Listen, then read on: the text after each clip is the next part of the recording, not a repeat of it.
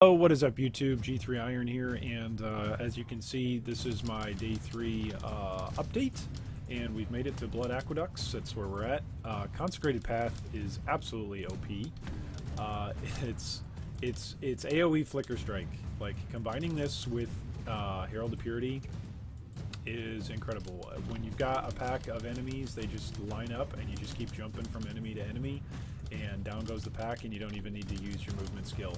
As you can see right now, I'm not even using a movement flask because most of the time I am either leap slamming, which is faster than running for my character, or I am simply popping Consecrated Path as my movement skill. It's basically, you know, better flicker strike or body swap for people that have played Poet's Pen's build with Consecrated, or not Consecrated Ground, but with Desecrated Ground, and or with Desecrate, and then the combination of Cremation.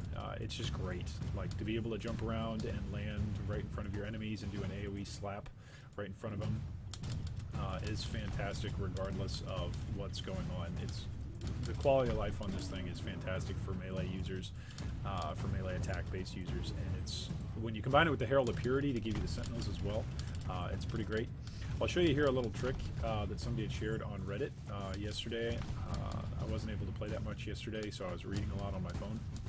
And one trick that somebody had come up with is supporting your Sentinels that come up, that get summoned with your Herald of Purity, supporting them with blind support. Now, typically on hit effects, for instance, like and triggerable gems like cast on crit, or cast when damage taken, don't typically apply to your minions. However, blind support totally applies to these guys because it's not triggerable in the same way that cast when damage taken is. So you can have blind support attached in some way to your Herald of Purity, and essentially your guys are going to have a chance to blind whatever level it is that your blind support is at. So right now these guys have got a 10% chance to blind enemies on hit, which is great. When you got 4 of those guys, over a couple of seconds they're going to blind an enemy, which is great as a defensive mechanic. Right now I'm doing around 19k. You can see that on the tooltip. I do 30 when I get my bonus from my Chieftain Ascendancy. Where is it? Over here. Which is Nagamu's Flames Advance, 50% converted, and then every 10 seconds gain 70% of physical as fire, which is a huge damage boost. But you only get that every 10 seconds, and it lasts, I think, for 3 seconds is what it lasts for. Yeah, 70% of physical damage is extra fire. So what's really nice is you just go and you poach wonderful items like these that I've been poaching, which, like, for a Chaos or 2, which is just sorting on the trade tab on the trade website by highest physical damage weapon that's available. You set the required level at your current level, or like right above your current level, so that way you can know, hey, I'm going to grab this weapon as soon as I ding my next level.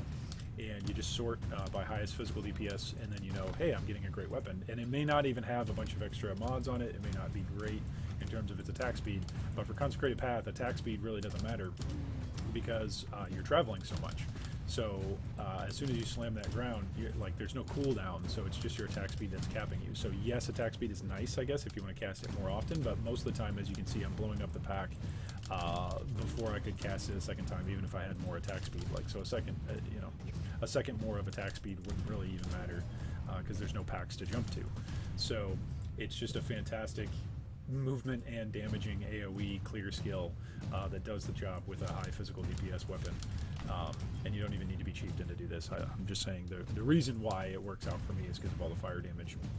But plenty of other Ascendancies are going to have bonuses offensively and defensively that Consecrated Path is going to love. The other bonus that Consecrated Path, of course, has is that it creates Consecrated Ground, which is really nice. It gives you a big boost of HP regen, so if you are fighting something that you're a little bit worried about, you can simply stand in a spot. You don't have to teleport. You can stand in a spot, and you can see there's the Consecrated Ground right there. As long as you're hitting, it's going to create the Consecrated Ground. You can see here I now have the Consecrated Ground effect. But if you're standing there and you just are slamming your Consecrated Ground, but you're not actually hitting an enemy, it's not going to create Consecrated Ground. It requires you to actually hit the enemy to make contact and successfully hit the enemy. So anyway, so that's what I'm doing. I'm running this blind support on Herald of Purity, farming up Blood Aqueducts. So far we've found 3 humilities, but I've already got my tabula rasa, so at this point this is all just gravy. Because my tabula rasa from lucky early drops, and was able to go out and buy one early on in the league, which has just been carrying me. Now, for those of you that are wondering, hey, how are you getting that tooltip DPS that high at 19,000 at only level 65? Again, it's from the high physical damage of the weapon. These are some of the best weapons available at this level. Again, and people are selling them for incredibly cheap here on Hardcore, because people aren't going to be around that long, and you're going to outlevel the weapon pretty quickly. So the market flips pretty quickly. You can buy a weapon and use it for a few levels, you know, as long as it feels good and you're taking out packs, and then you can resell it for either slightly higher, slightly less, or the same, and recoup your value, and then go buy another weapon, which is simply awesome to be able to flip something like that. So that's one of the reasons why my tooltip is as high as it is. That being said, the links that I'm using, my 6th link on my tabula is Fortify support. So you can already see right away I'm using a defensive mechanic. Now you might be saying, hey, why aren't you using that on your leap slam? Because I don't want to. I want every single time I'm hitting with Consecrated Path to be fortified, no matter what. I don't want to have to leap slam and swap off. Then I've got Consecrated Ground at level 15, added fire damage, I've got melee physical damage, I've got elemental damage, and then I've got life gain on hit. So I've got 2 defensive gems in here. 2 out of my 6 links are defensive, and I'm sitting at 19k, 30k with the bonus 70%, but 19k is what I'm consistently sitting at, unless I'm getting the bonus from my ascendancy. So I just want to encourage you, like, you can seriously do some serious damage with Consecrated Path, because the way of the wording of Consecrated Path, because it's AoE, you could use Consecrated Ground, or Concentrated Effect, in order to also increase the damage on this thing. If you wanted to replace life gain on hit or fortify support, you could increase it that way. You could even do some shenanigans with like elemental focus, with brutality, with ruthless, with maim. There's lots of different things with life, or with damage on full life, because you're almost always going to be at full life when you hit the pack for the first time. There's a bunch of stuff that you can do with this, so it's a great skill, and I would highly recommend it here on day 3 of Delve, as we are already in Blood Aqueducts, and I am just loving it. So more updates to come. The economy looks great so far. Things aren't moving terribly fast today, which I'm surprised about. Things were moving faster on the weekend, but it's an exciting time to be alive. So how's your day 3 in Delve going? Leave us a comment down below, and as always, you can subscribe for daily content if you already have not done so.